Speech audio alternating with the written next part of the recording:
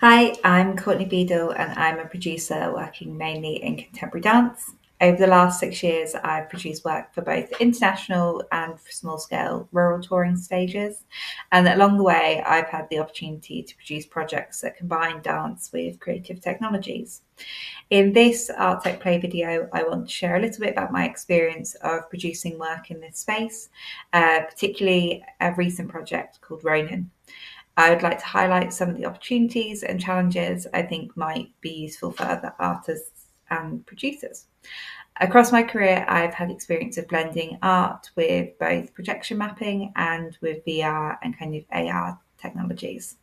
RONiN is a choreographed dance piece by Yukiko Masui and blends dance, swordplay, and digital projections.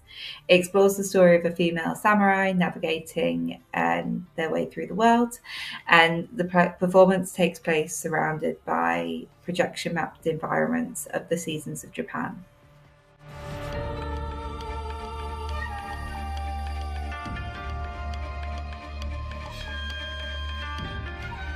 So, from the first moment Yuki and I met to discuss the project, it was clear the immersive projections were a really key part of the idea, but neither of us had the technical expertise to deliver it. So, our first step was finding the right collaborator.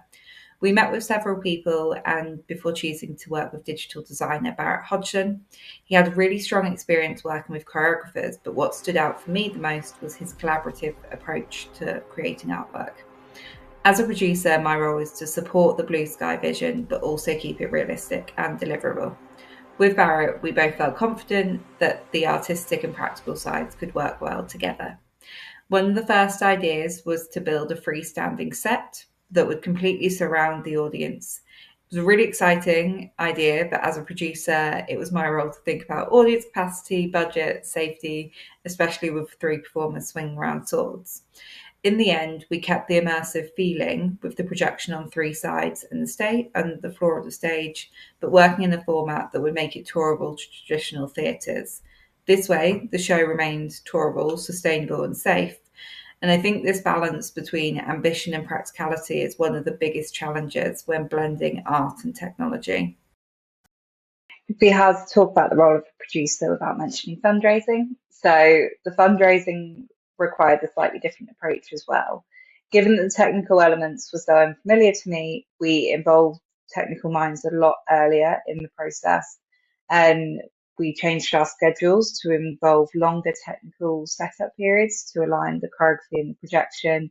And all of this increased our budget by quite a bit. We were quite lucky in that the venues we approached or that I had sourced, a lot of them actually had written into their business plans that they would program more technically driven work, and that it's part of agendas from a lot of different funding bodies to make sure that they're exploring that kind of progressive intersection between art and tech.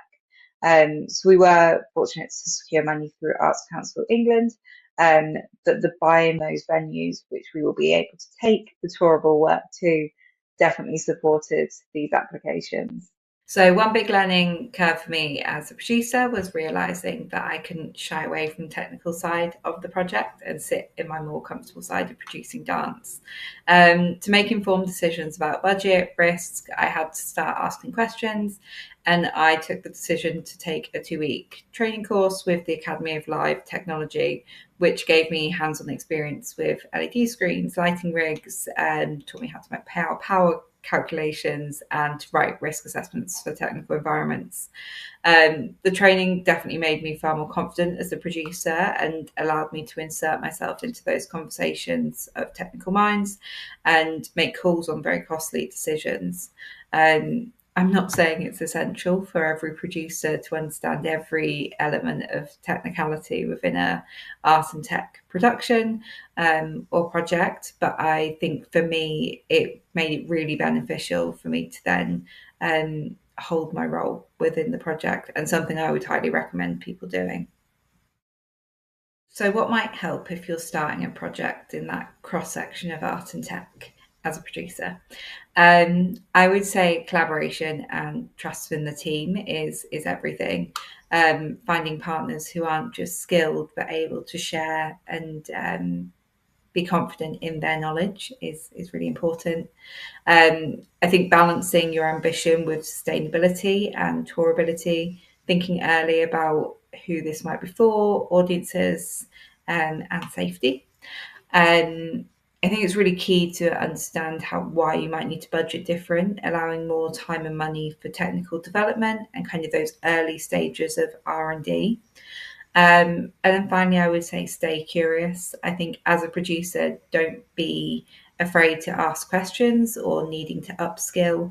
Quite often, a producing role within a project is seen as the person who should know, who should be able to lead and know what's happening at any single time.